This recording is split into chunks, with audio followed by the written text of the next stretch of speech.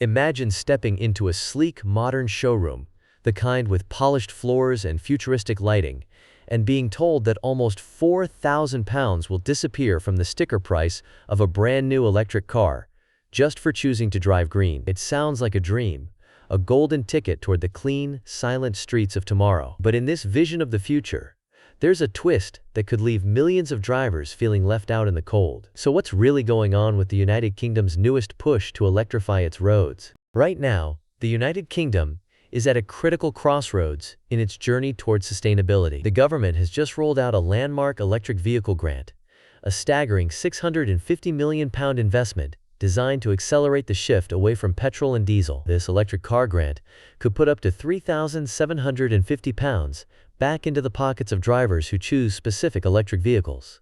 The stated mission? To make electric cars affordable for every British household, to supercharge the transition to zero-emission transport, and to keep the United Kingdom on track to meet its ambitious environmental goals. The government has set its sights on nothing less than a total transformation of the nation's roads. To understand the gravity of this moment, let's rewind to the origins of the electric vehicle revolution in the United Kingdom. The journey began in the year 2011, when the very first plug-in car grant was introduced. Back then, electric cars were something of a novelty, rare, expensive, and with few models to choose from. Fast forward more than a decade, and the picture has changed dramatically. As of today, there are more than 82,000 public electric vehicle charge points dotted across the country, with thousands more being installed every year. The government's vision is for every single new car sold by the year 2035 to be completely zero-emission, and the market is racing to keep up. Industry analysts project that the United Kingdom's electric vehicle market will surge to over $41 billion by the year 2025. This is not just another policy announcement. It's a high-stakes gamble on the future of mobility, technology, and the national economy. With the clock ticking toward a ban on new petrol and diesel car sales by the year 2030, the pressure is on to make the electric option both practical and popular. Simon Williams, head of policy at the RAC, puts it succinctly: discounted cars should start appearing at dealerships across the country soon, with the greenest models offering the biggest savings. For the first time in years, there's a sense of real momentum. Manufacturers are racing to get their most efficient models onto the approved list for the new grant, and dealerships are bracing for a wave of interest from buyers who have long been sitting on the fence. But as the headlines celebrate this bold new investment, a chorus of experts and industry insiders are sounding the alarm about a fundamental flaw that could undermine the entire scheme. Steve Walker, a leading voice at Auto Express, doesn't mince words. The prospect of new government assistance to help ordinary families afford a new EV will be welcomed across the industry, but it may not address all barriers to EV adoption. What's the catch? Despite the size of the grant, most new electric vehicles in the United Kingdom are simply too expensive to qualify. The scheme only applies to cars with a list price at or below £37,000. Yet, data shows that around 70% of new electric vehicles on the market today are priced above £40,000. That means the majority of popular models, especially those with the latest technology or higher ranges, are completely excluded from the scheme. To put this in perspective, imagine a family in Manchester or Bristol looking to make the switch. They might be eyeing a mid-range electric SUV with enough space for kids, luggage, and the occasional road trip. But when they check the price, it's well over the £37,000 cap. No grant, no discount, just the full sticker price. For many, that's a deal breaker. And the challenges don't stop there. The government has also introduced a so-called luxury car tax, which hits owners of electric vehicles costing £40,000 or more, with an additional £2,050 in road tax over 5 years. That's more than £400 a year, on top of insurance, charging costs, and the hefty upfront price. This policy, originally designed to ensure that government subsidies didn't go to buyers of high-end, luxury vehicles, has ended up catching many mainstream electric cars in its net. As Steve Walker and other experts have pointed out, unless this tax is reconsidered, it threatens to widen the gap between early adopters and everyday families. Meanwhile, the issue of infrastructure looms large. While the network of public charging points is growing rapidly, more than 82,000 and counting, the distribution is far from even. Urban areas like London and Birmingham are seeing a boom in rapid chargers, but rural communities and small towns are still playing catch-up. For drivers without off-street parking or home charging options, the prospect of relying on public infrastructure can be daunting. Range anxiety. the fear of running out of charge before reaching your destination remains a real and persistent concern. The government is not blind to these obstacles. In addition to the main grant, an extra £63 million has been earmarked to support the expansion of charging infrastructure. Vicky Reid, CEO of Charge UK, hails this as brilliant news for drivers and for the United Kingdom's transition to electric vehicles. But critics argue that more is needed, especially in areas where the rollout has lagged behind. Let's take a deeper look at the roadblocks facing ordinary British drivers. First, there's the issue of affordability. While electric vehicles promise lower running costs and fewer emissions, the initial price remains a major hurdle. Even with government support, families on modest incomes may struggle to find a model that fits their needs and their budget. For many, the dream of owning a cutting-edge electric car still feels out of reach. Second, there's the issue of choice. With the grant's price cap set at £37,000, buyers are often limited to entry-level models or smaller vehicles. Larger cars, which are popular among families, are frequently priced just above the threshold and are therefore excluded. This creates a paradox. The very people who stand to benefit most from affordable, practical electric vehicles, families, commuters, and rural drivers, are often the ones left behind. Third, let's talk about charging infrastructure. The government's ambition is clear: to make charging as easy and convenient as filling up with petrol. But the reality on the ground is more complicated. While city dwellers may have access to dozens of charging points within a few miles, drivers in remote areas may face long waits or detours to find a compatible charger. The situation is improving, with thousands of new chargers being installed every year, but the pace of change is uneven. To understand how this feels in practice, consider the experience of a nurse in rural Yorkshire who relies on her car for long shifts and family errands. She might have a public charging station in her town, but if it's out of order or occupied by another vehicle, she could be left stranded. Stories like these highlight the importance of not just building more chargers, but ensuring reliability, accessibility, and rapid response to maintenance issues. Battery technology is another frontier. While advances in chemistry and design have dramatically improved range and charging times, concerns remain. Many drivers are still wary of the time it takes to recharge, especially compared to the quick convenience of a petrol pump.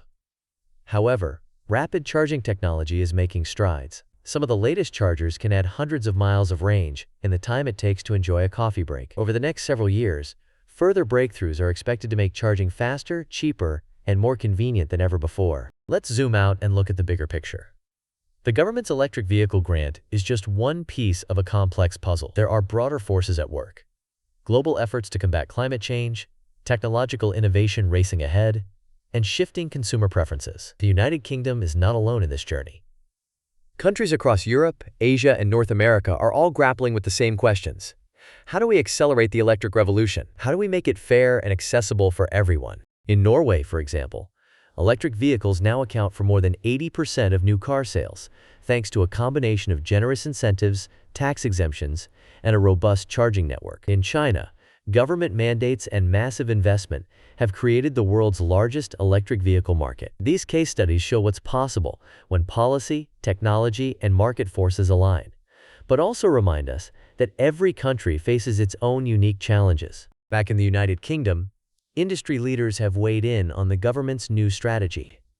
Dan Caesar, CEO of Electric Vehicles UK, calls the grant a significant step forward in encouraging consumers to buy battery electric vehicles. John Lewis, CEO of Char.gy, believes the initiative brings us closer to a future where driving electric is accessible to everyone, not just the privileged few. And Mike Hawes, Chief Executive of the Society of Motor Manufacturers and Traders, sees the grant as a clear signal to consumers that now is the time to switch. But as momentum builds, the debate over policy design continues. The Department for Transport defends the £37,000 price cap, arguing that it ensures funding is targeted at the most affordable end of the market, rather than subsidizing luxury cars. The grant is in addition to the £63 million announced this week to support charging infrastructure, making it cheaper and easier for families, businesses, and the public sector to make the switch, a spokesperson explained. Still, some experts warn that without further reforms, such as dropping the luxury car tax for electric vehicles and accelerating investment in public charging, the transition could stall. So what are the possible futures that lie ahead if the current policies remain unchanged? Let's imagine two roads diverging from this moment. On one road, The government's grant unlocks a wave of enthusiasm among buyers who have been waiting for the right moment to go electric. Affordable models, particularly those from newer or international manufacturers, gain popularity, as Simon Williams from the RAC predicts. Discounted cars should start appearing at dealerships across the country soon, with the greenest models offering the biggest savings. Public attitudes begin to shift, with more drivers seeing electric vehicles not as futuristic luxuries, but as practical choices for everyday life. The second-hand electric car market, which has so far remained relatively small, begins to flourish as more new cars hit the road. This, in turn, opens up opportunities for families and individuals who may not be able to afford a brand new vehicle. On the other road, the policy falls short of its promise. With roughly 70% of new electric vehicles priced above £40,000, most buyers remain locked out of the market. The benefits of the grant are concentrated among corporate fleets, company car users, and wealthier households. The so-called luxury car tax continues to penalize buyers of mainstream electric vehicles, while patchy charging infrastructure keeps range anxiety alive. The rate of electric vehicle adoption slows, and the United Kingdom risks falling behind its own environmental targets. There's also the question of grid capacity and stability. As more electric vehicles hit the roads, the demand for electricity will surge, especially during peak charging times. Investments in smart grid technology, renewable energy, and energy storage will be essential to ensure that the transition is sustainable. Policymakers are already exploring incentives for off-peak charging, as well as new business models that could allow drivers to sell electricity back to the grid during periods of high demand. Public awareness campaigns are another critical piece of the puzzle. Surveys show that many drivers still lack information about the benefits and realities of electric vehicle ownership. Myths and misconceptions about range, charging, and maintenance costs can deter potential buyers. Clear, consistent messaging and community engagement will be vital to overcoming these barriers. The success of the electric vehicle revolution will also depend on the growth of a healthy second-hand market. As the first wave of electric cars reaches the end of its warranty period, questions about battery longevity and resale value will come to the fore. Manufacturers are responding with extended battery warranties, certified pre-owned programs, and transparent information about battery health. As the market matures, used electric vehicles could become a game-changer for affordability and access.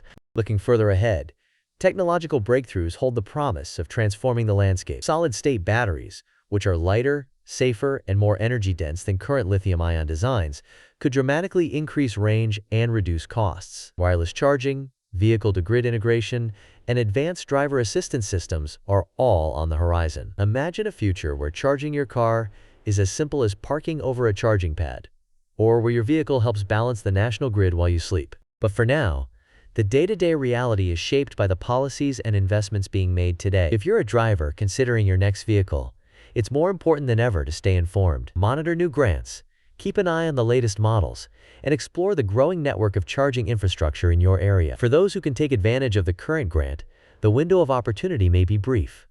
Competition for qualifying models will be fierce, and inventory could run out quickly. For others, patience may pay off as the used electric vehicle market expands and prices continue to fall. City dwellers stand to benefit the most from the expanding network of public chargers and the potential for congestion pricing, which could make owning an electric vehicle not just practical, but financially attractive compared to a petrol or diesel car. In places like London, for example, electric vehicle drivers are already exempt from congestion charges and ultra-low emission zone fees, a significant saving over time. For rural drivers, the challenge is greater, but the rewards are real. As investment in infrastructure spreads beyond major cities, the convenience and cost savings of electric vehicles will become accessible to more people. Local councils and private companies are beginning to roll out innovative solutions, such as community charging hubs and mobile charging services, to bridge the gap. From an environmental perspective, every new electric vehicle on the road helps push the United Kingdom closer to its climate goals. Reduced air pollution, quieter streets, and lower greenhouse gas emissions are benefits that ripple far beyond individual drivers. The transition to electric vehicles is also creating thousands of new jobs in manufacturing, battery production, and renewable energy, helping to future-proof the national economy. So, can the United Kingdom's latest policies truly spark an electric revolution for all drivers? The answer, for now, is not quite. But the wheels of change are turning, as Heidi Alexander, the Transport Secretary, notes.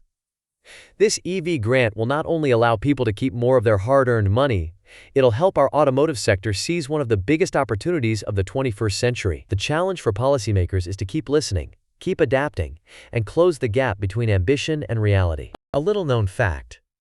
When the United Kingdom's first plug-in car grant launched in the year 2011, there were only a handful of electric models on the market, and charging infrastructure was almost non-existent. Today, the transformation is underway. But the road ahead is filled with both promise and pitfalls. It will take a collective effort, drivers, innovators, local councils, and lawmakers, to shape the future of mobility. Here are some practical tips if you're thinking about joining the electric revolution. First, research the full range of models eligible for the grant. Some lesser-known manufacturers offer surprisingly competitive options with impressive range and features. Second, look into local incentives. Many councils offer additional support for home chargers or parking permits. Third, consider your charging options.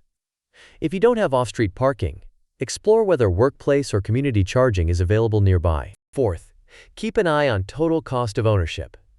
While electric vehicles often cost more upfront, they typically offer lower maintenance and fuel costs over time. Incentives, road tax savings, and exemptions from congestion charges can add up to thousands of pounds over a vehicle's lifetime. Finally, stay engaged with the latest news and developments.